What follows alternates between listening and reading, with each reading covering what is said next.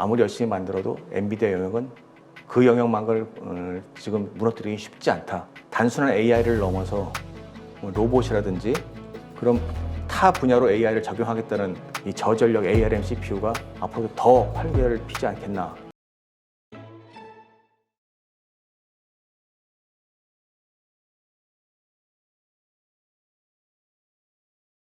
자, 이번에 엔비디아 이야기를 좀 해볼까요? 네, 그렇습니다. 사실 엔비디아 하면 저도 처음에 그 GPU라고 하나요? 우리 보통 네. 그 게임 할 때 쓰는 엔진, 네네. 그 그래픽 카드, 그 그래픽 카드로 해가지고 처음에 좀 기억이 되다가 뭐 갑자기 비트코인 채굴하는데 이게 뭐 많이 사용이 된다 맞습니다. 하면서 네. 부각이 됐었던 걸로 생각이 되는데 갑자기 AI로 확 떠버렸어요. 네. 이게 대표님이나 저는 사실 컴퓨터 게임을 하면서 또 이 자라왔 많은 시간을 보냈던 세대라고 생각되는데, 과거에 PC를 살 때 기준이 첫 번째 인텔이냐 AMD냐, 일단 CPU를 정하고 그 다음에 GPU를 내가 살 것이냐 말 것이냐, 그건 고민을 많이 하셨잖아요. 그렇죠. 그러다 보니까 그냥 게임용 CPU, GPU, 게임용 그래픽 카드다, 그렇게만 생각을 했습니다. 근데 이것이 애초에 젠슨 황 엔비디아 CEO의 생각이었지만은 그게 외부에서 달라질 거라고는 사실 뭐 내부에서도 엔비디아에서도 몰랐다고 하네요. 이게 엔비디아가 이 비트코인도 한번 대박을 맞았지만은 이 GPU라는 것이 왜 갑자기 떡이 됐냐면은 CPU와 GPU는 처리하는 그 방향이 틀립니다. 그러니까 대용량의 데이터를 묶어서 처리할 수 있는 그런 것을 GPU라고 볼 수 되고, CPU는 급격하게 성능을 올려서 지금 신속하게 처리해야 되는 그런 것들을 주로 하고 있는 걸 하는데요. 이게 GPU라는 특성이 어느 순간 AI 학자들에 의해서 이제 발견이 된 겁니다. 과거에 그 AI 학자들도 CPU를 통해서 실험을 했었죠. 네. 뭐 이미지 인식 실험이라든지요. 뭐 정말 초기 단계 AI였겠죠. 그때 성과를 냈던 것에 비해서 이 GPU를 연결을 해서 그 실험을 해보니 속도가 월등하게 빠르기 시작한 겁니다. 이걸 제프리 힌튼 교수가 이걸 발견을 해가지고 이제 주변의 AI 학자들에게 알려줬다고 합니다. 그 이후에 엔비디아 CPU, GPU를 묶어서 만든 이 시스템으로 이미지 처리 대회를 나간 학생들이 정말 대박을 쳤죠. 그러면서 논문을 만듭니다. 그래서 이 논문이 AI 시대에 본격화되는 그런 기폭제 됐다고 하고, 그때부터 엔비디아가 적극적으로 밀어주기 시작합니다. 물론 그 중간에 또 스토리가 하나 있는데, 엔비디아라는 회사 자체가 굉장히 마니아적인 회사잖아요. 이 회사가 재밌는 것은 쿠다라는 프로그래밍 언어를 하나 또 만들어냅니다. 네, 네. 이 언어를 가지고 GPU를 작동시키고 설계할 수 있는 그런 기반을 만들어줬죠. 처음엔 이 쿠다를 내놨다가 투자자들에게 아주 된통 맞았다고 합니다. 주가도 빠지고, 그 당시에 굉장히 위기였거든요. 우리에게 IMF가 있겠지만 미국에는 2008년 금융위기가 있었잖아요. 네.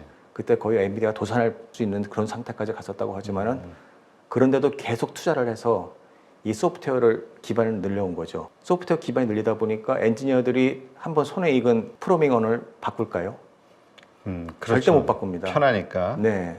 지금 많은 기업들이 지금 아까 말씀드린 대로 빅테크들이 자체 칩을 만들고 AI를 칩을 만들겠다고 하지만은 그것이 일부일 수밖에 없는 게, 그것을 다룰 수 있는 사람들은 엔비디아용 프로그래밍 언어밖에 모르거든요. 근데 내가 어느 세월에 이걸 또 새로 또 배워가지고 공부를 해서 설계를 하고 AI를 만들 것인가? 내가 한 교수님에게 이렇게 여쭤봤습니다. 그랬더니 카이스트 교수님이었는데 본인 생각엔 절대 불가능할 것 같다. 아무리 열심히 만들어도 엔비디아 영역은 그 영역만을 지금 무너뜨리기 쉽지 않다. 그렇게 얘기를 하시더라고요. 네. 지금 이렇게 놀라운 결과를 30년간 외길을 걸으면서 젠슨 황 이런 성과를 거뒀던 데에는 뭐 어린 시절의 경험이 좀 도움이 됐다 이런 얘기도 있어요. 뭐 어떤 어려운 시절이 있었나요?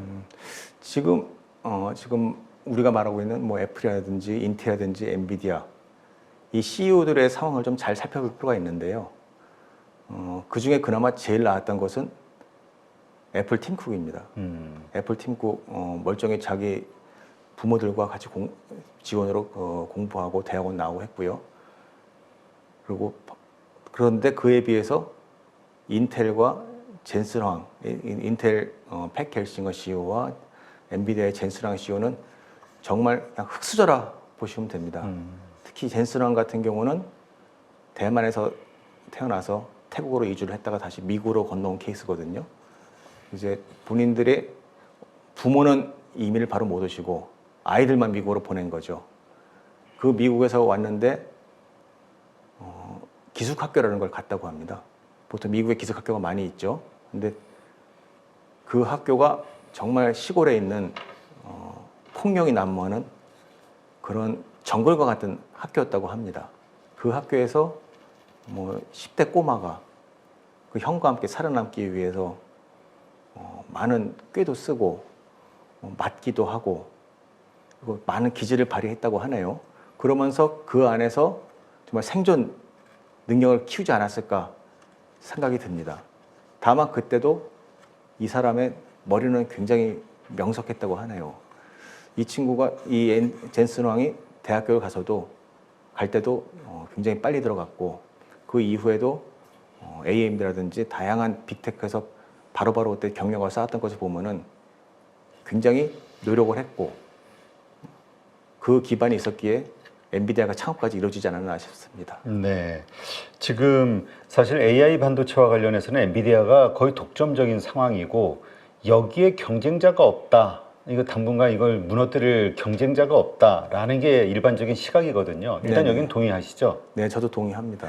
지금 그렇게 됐을 때 다른 기업들 뭐 AMD가 됐든 아니면 다른 어떤 스타트업 기업들에서 GPU를 만약에 개발이 된다 해도 엔비디아를 따라잡을 수 없는 이유 뭐 그런 게 있다면 크게 어떤 게 있을까요? 첫 번째는 아까 말씀드린 그 프로그래밍 언어에 대한 제한이 크다. 있겠고요. 네네. 그리고 다른 기업들이 투자를 해서 GPU를 만들어낸다 생각하면은 엔비디아가 그 성능을 올리는 속도를 그 이상으로 좀 빨라지고 있습니다, 지금. 특히 엔비디아가 지난 3월에 GTC라는 행사에서 발언한 것들을 보면은 벌써 이미 단순한 AI를 넘어서 뭐 로봇이라든지 타 분야로 AI를 적용하겠다는 그런 변신 시도까지 예고를 했거든요. 그 얘기는 단순히 AI를 위한 칩을 만드는 회사가 아니라 애플과 같은 향후에는 소비자 기기로 내가 나갈 수 있다는 그런 떡밥을 던진 거라고 저는 보입니다. 그런 상황에서 과연 타 기업들이 얼마나 엔비디아가 발전한 속도를 따라갈 수 있을지 그게 가장 염려가 되는 부분이고 그리고 엔비디아에 대한 걱정은 이럴 부분이 오히려 이러지 않을까 싶습니다. 일부에서 지금 AI 투자가 좀 너무 과하다 그런 분들이 많이 조금씩 의견이 나오고 있는데 빅테크라고 영원히 투자를 계속 할 수는 없지 않습니까? 네. 정말 이게 뭐 자금의 한계도 생길 것이고 만약 뭐 미국 금리가 계속 지금 어떻게 될지 모르는 상황인데 미국이 금리 올리겠다. 그랬을 경우에도 또 다른 대응을 해야 될 것이고 여러 가지 변수가 있기 때문에 언제 AI 투자가 그래도 줄 수 있는 어느 게 어디가 꼭지일지는 모르는 상황이죠. 근데 엔비디아 같은 경우는 그게 줄더라도 이미 가지고 있는 버퍼이기 때문에 버틸 수가 있지만 다른 기업들은 그런 투자 암흑기가 왔을 때 새로운 GPU를 만들어서 버틸 수 있는 힘이 있을까라는 그런 데 대한 우려가 좀 지울 수 없습니다. 네. 자, 그렇다면 이 엔비디아가 이제 상당히 오랜 시간 강자로 남을 것 같고 그런 측면에서 지금 협력 관계를 맺고 있는 TSMC 네네. 여기도 앞으로도 계속 좋은 어떤 흐름이 나오지 않겠냐. 삼성전자가 파운드리 쪽에서 정말 더 힘들어지겠구나라는 생각이 드는데요. 반면에 또 SK하이닉스는 HBM을 중심으로 지금 이 삼각편대에 합류가 돼 있잖아요. 네네. SK하이닉스는 또 좋은 흐름이 나오겠다라는 생각도 드네요. 아무래도 엔비디아가 들어가는 그 메모리를 공급하는 그런 경쟁도 좀 치열해지고 있죠. 일단 SK하이닉스가 우선권을 잡았지 않습니까? 그 부분에서 이제 삼성전자라든지 마이크론 이런 또 후발주자들이 따라가고 있는 상황이지만은 아마 삼성 같은 경우는 정말 그동안의 기술력을 또 집계를 해서 또 삼성이 여차력이 있기 때문에 또 본격적으로 진을 하면은 이미 뭐 납품도 됐다고 하고요. 하이닉스와 그 두 회사는 아마 삼성전자는 엔비디아와 함께 그래도 상당 기간 좀 수혜를 입지 않겠나 싶습니다. 그러나 이 마이크론이라든지 다른 또 기업들 같은 경우에 그 격차를 금방 따라올 수 있을 것인가? 그 과정에서 또 뭐 인력 유치라든지 인력 스카우트 그런 또 논란이 또 벌어질 수는 있을 것으로 봅니다. 하지만은 일단 우리 기업들이 삼성과 하이닉스가 이 부분에서 경쟁을 분명히 갖고 있는 것은 뭐 부인할 수 없을 것 같습니다. 네. 근데 이 엔비디아 GPU 시장의 강자인데 CPU 쪽에도 도전장을 냈다고요? 엔비디아가 몇 년 전에 그 소프트뱅크가 가지고 있던 AI라는 회사를 사려고 했던 걸 기억하실 겁니다. 네네. 빠그라졌는데요. 여러 가지 이유로 있었지만은 ARM이라는 것을 인수하려는 것 자체가 벌써 이미 CPU에 진입했다고 보시면 됩니다. 왜냐? GPU라는 것이 GPU만은 돌아갈 수는 없거든요. 네.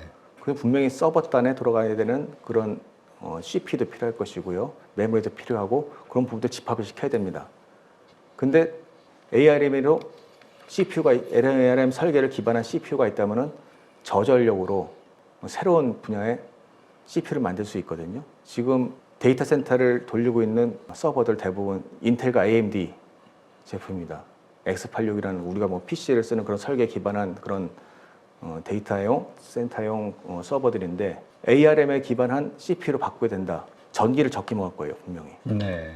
우리가 휴대폰 고르실 때 배터리 오래 가는 거 휴대폰 선호하지 않으십니까? 이런 기업들도 마찬가지입니다. 전력을 적게 먹고 그리고 이 열기를 덜 뿜어내는 그런 칩이 필요하거든요. 네. 그러다 보니까 엔비디아도 그때 ARM을 인수해서 하는 노력을 했지만은 그것이 반도체 업계 반발과 뭐 각국 정부들의 승인을 하지 않았기 때문에 실패를 했지만은 일단 ARM이라는 자체가 공평하게 나눠주고 있기 때문에 설계를 하다가 엔비디아가 사용하면 됩니다. 엔비디아 그래서 그 CPU를 직접 만들면서 나중에 봤을 때는 또 이 인텔이나 애플과 또 경쟁하게 되는 또 일이 벌어질 수도 있죠. 과거에도 엔비디아가 CPU 만들어 봤습니다. CPU 만드는데 그때 성공을 못했어요. 테슬라에도 쓰긴 했지만은요. 근데 이런 부분들이 자신들이 이제 GPU에 대한 확실한 우위를 가졌기 때문에 영역을 확대하는 건 또 이제는 또 과거와는 분명히 다른 차원의 얘기가 될 겁니다. 엔비디아가 ARM에 기반한 CPU를 만들기 시작할 경우에는 지금 이미 좀 퍼지고 있지만은 인텔이 만든 CPU가 아닌 이 저전력 ARM CPU가 앞으로도 더 활개를 피지 않겠나 생각을 하고 있고 최근에 ARM 주가가 오르고 있는 것도 그런 이유로 판단이 됩니다.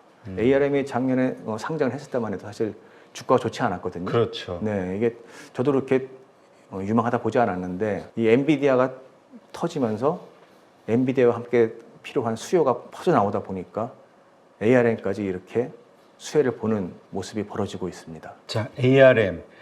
아무래도 이제 우리가 알기로는 이제 스마트폰 관련해서 이제 강자라고 보는데 이게 이제 말씀하신 대로 이제 비전이 없다가 이제 지금 이 아까 말씀하신 애플의 온디바이스 AI 이런 것과도 맞물리면서 지금 뭔가 새롭게 재평가가 되고 있는 것 같긴 한데. 네, 맞습니다. 어떻습니까? 그 스마트폰용 그 반도체의 어떤 미래, 그 다음에 또 하나 뭐 자율주행 얘기 나오면서 또 이 뭐죠? 이 자동차 반도체와 네네. 관련한 이야기도 지금 전망이 서로 좀 엇갈리거든요. 네, 이게 스마트폰용 반도체라만 지금 이제는 보시면 안 될 것 같습니다.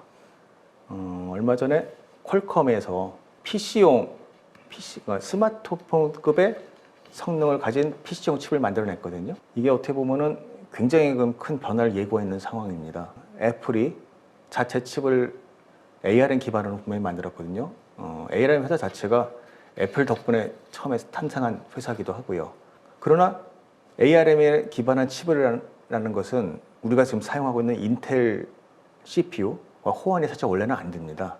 그러나 이 흐름이 바뀌고 있는 것이 마이크로소프트도 이 ARM CPU를 지원을 하기 시작하려고 좀 준비를 하고 있고요.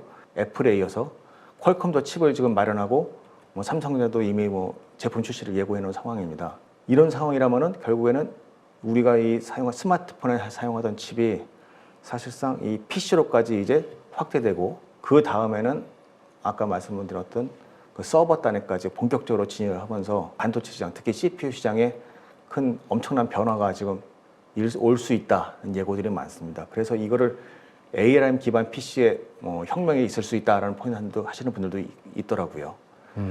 그리고 반도체 자동차, 사실 자동차가 지금 특히 뭐 전기차라고 봐야겠죠.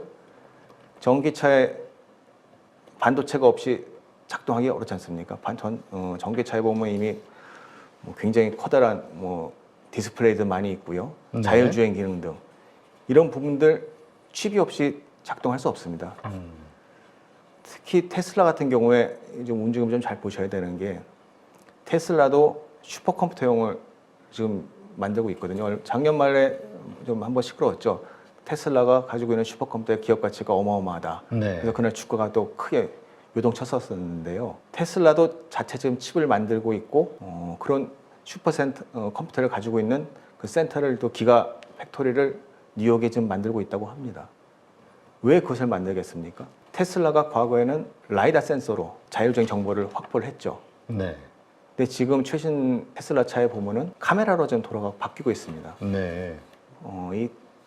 이 센서로 했을 경우에 물론 정확한 거리를 측정하든지 그런 부분들이 있겠지만은 아무래도 사람처럼 눈으로 보는 아날로그적인 것도 굉장히 중요하다고 보여지는데요. 테슬라는 지금 그쪽으로 좀 방향을 잡고 돌아오고 있습니다. 근데 센서가 보내주는 정보와 이미지가 보여주는 정보의 크기가 같을 수가 없겠죠. 어마어마한 지금 데이터가 테슬라의 슈퍼컴퓨터에 계속 쌓이고 있는 겁니다. 네. 그렇다면 그것을 돌려줄 수 있는 칩이 필요한 것이고요. 그걸 분석하는 칩만 필요한 것이 아니라 차량을 직접 운행할 수 있도록 해주는 애플의 그 H 같은 그런 칩들이 점점 더 많이 사용될 수밖에 없습니다. 네. 그러다 보니까 자동차 반도체가 앞으로는 점점 더 큰 역할을 하게 될 것이고 향후에는 뭐 이제 자동차에 그냥 통신이 더 융합돼서 전화기가 뭐 갖고 다닐 필요도 없이 자동차가 다 전화도 해주고 할 수 있는 그런 다양한 기능이 있을 수 확대될 수 있지 않습니까? 지금 최근에 봤을 때 가격이 오르는 우리가 제품들을 보면은 이 스마트폰하고 저는 자동차밖에 없는 것 같습니다. 이거 우리 공산품들 중에요. 그렇다면 이들이 왜 이렇게 가격이 올라가는가? 새로운 기능이 계속 들어가고 사람들을 편하게 사용할 수 있는 그런 변화를 주니까 많은 분들이 아낌없이 가격을 해도 비싸지더라도 내가 지갑을 여는 게 아니겠습니까? 그렇다 보면은 이 자동차에서 많은 반도체 기업들이 충분히 기회를 얻을 수 있고 물론 애플이 그걸 포기했다. 그렇다는 것은 또 다른 또 기업들에겐 또 기회가 될 수도 있을 것이고요. 애플은 다만 그래서 AI로 가겠다 선언을 했지만은 그 차원에서 아마 많은 기업들도 이 자동차 반도체에 대한 준비를 하셔야 되지 않을까 싶습니다. 알겠습니다. 지금 계속해서 문제로 떠오르고 있는 게 이 전력난 이슈다 네네. 보니까 저전력 반도체에 대한 수요 이것도 상당히 좀 복잡해지는 것 같아요. 네, 지금 전력이라는 게 사실 어떻게 보면은 최근에 환경 보호와 기후 변화 대응에서 어떻게 보면 좀 역행하는 부분이 분명히 있습니다. 이 GPU라는 것이 과거의 설계이기 때문에 전력을 어마어마하게 먹는 부분이 있거든요. 물론 비트코인 채굴 때도 이런 뉴스가 많이 나왔습니다. 뭐 채굴장 때문에 뭐 주변에 전력이 다 뭐 그리드망이 망가졌다. 갑자기 오늘 뭐 농장에서 갑자기 전력 사용이 늘어서 가보니 채굴장이었다. 그런 부분들 뉴스를 많이 보셨었을 겁니다. 이처럼 전기를 많이 사용한다는 것은 또 거꾸로 보게 되면은 환경 파괴로 이을 수 있거든요. 그러다 보니까 이왕이면은 전기를 적게 쓰게 하기 위한 칩들이 더 필요할 겁니다. 그래서 지금 인텔의 위기가 그래서 제가 오고 있다고 말씀드린 게 그들이 가지고 있는 CPU들이 아무래도 고전력을 사용하는 그런 부분들이 있다 보니까 지금 애플이나 엔비디아들처럼 저전력 CPU를 가지려고 하는 그런 메이커들의 노력이 왜 나오고 있는지를 우리가 좀 어림짐작해 볼 수 있습니다. 네, 그렇군요. 하여튼 자체 칩 개발이 앞으로 갈수록 이 빅테크 기업들, 자본력 규모가 되는 기업들은 해나갈 수밖에 없는 상황인 것 같고 경쟁 업체들이 또 그렇게 나가니까 결국 이것은 파운드리 쪽에서의 시장 확대를 의미하는 건데 네네. 네, 이게 TSMC의 그 수혜로 끝날지 아니면 정말 여기에서 삼성전자가 또 어느 정도의 캐파를 좀 차지하게 될지 시장 점유율을 이 참 앞으로 관전 포인트가 거기에 있겠네요. 네. 근데 이런 부분은 또 하나 또 짚고 넘어가야 될 것 같습니다. 모든 기업들이 하나의 기업에서만 부품을 공급받는다 원할까요? 저는 그렇지 않다고 생각을 합니다. 어느 기업이든지 기회가 되면은 두 군데 벤더를 써서 야 니들이 경쟁해서 좀 납품해.